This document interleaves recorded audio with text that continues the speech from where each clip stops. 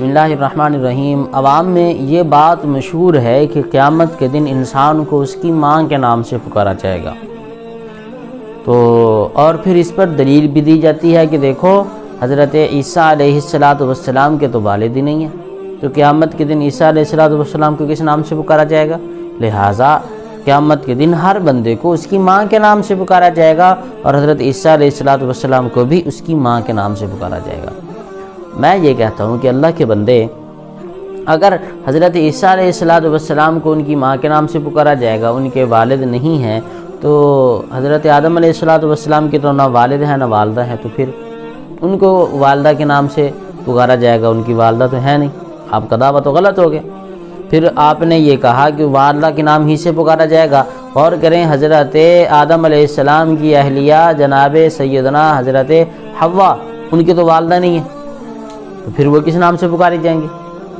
تو یہ ایک اپنے اٹکل پچو نہ لگائیں، وہ قرآن اور احادیث میں جو باتیں واضح طور پر آ گئیں ان کی طرف چلیں۔ رسول اللہ صلی اللہ علیہ وسلم نے واضح طور پر ارشاد فرمایا کہ قیامت کے دن تمہیں تمہارے والد کے نام سے، آبا کے نام سے پکارا جائے گا، فَأَحْسِنُوا أَسْمَاءَهُنْ، لہذا تم اپنے بچوں کے نام اچھے رکھو،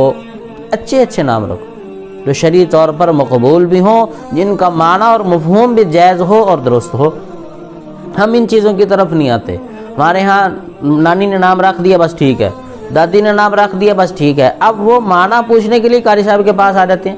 پھر قاری صاحب یا مولوی صاحب تمہارے پابند ہیں کہ معنی نام تم رکھو، معنی ہم بتائیں؟ اگر معنی صحیح سمجھنا ہے، صحیح بچے کا نام رکھنا ہے، تو پہلے علماء سے پوچھیں نا کہ حضرت ہم یہ نام رکھنا چاہتے ہیں، اس کا معنی کیا ہے، بتا دیں،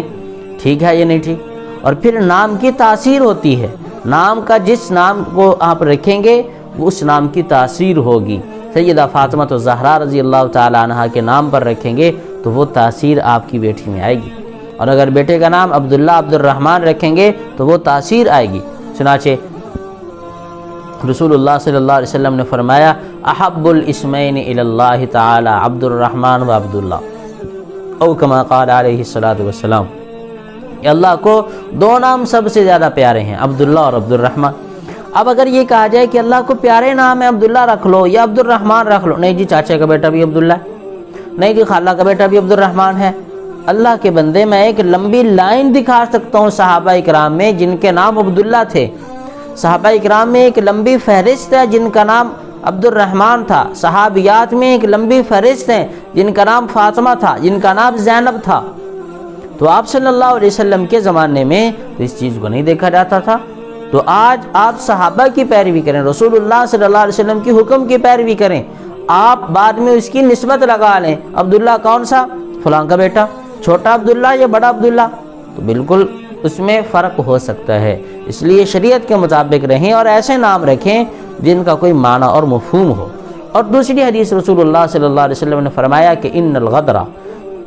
غدر کسے کہتے ہیں؟ دھوکہ دینے والا، بے وفائی کرنے والا، اور کسی کے ساتھ عہد معاہدہ کر کے اس کو پورا نہ کرنے والا، قیامت کے دن رسول اللہ صلی اللہ علیہ وسلم نے فرمایا کہ ان کو ان کے باپ کے نام سے پکارا جائے گا قیامت کے دن، اور ان کو فلاں فلاں عذاب ہوگا کہ فلاں بن فلاں یہ غدر کرنے والا ہے، یہ دھوکہ کرنے والا ہے، یہ دھوکہ دینے والا ہے۔ تو اس سے معلوم ہوا کہ باپ کے نام سے پکارا جائے گا، ماں کے نام سے پکارا جانے والا یہ جو عقیدہ بنا لیا ہے، یا یہ جو لوگ اپنا نظریہ پیش کر رہے ہیں اور اس پر جو دلائل پیش کرتے ہیں، یہ سب کے سب غلط ہیں۔ اور یہ دوسری حدیث تو صحیح بخاری میں موجود ہے، اور امام بخاری رحمۃ اللہ علیہ نے اپنی صحیح بخاری میں وہ احادیث نقل کی ہیں جو حسن ہوں، صحیح ہوں۔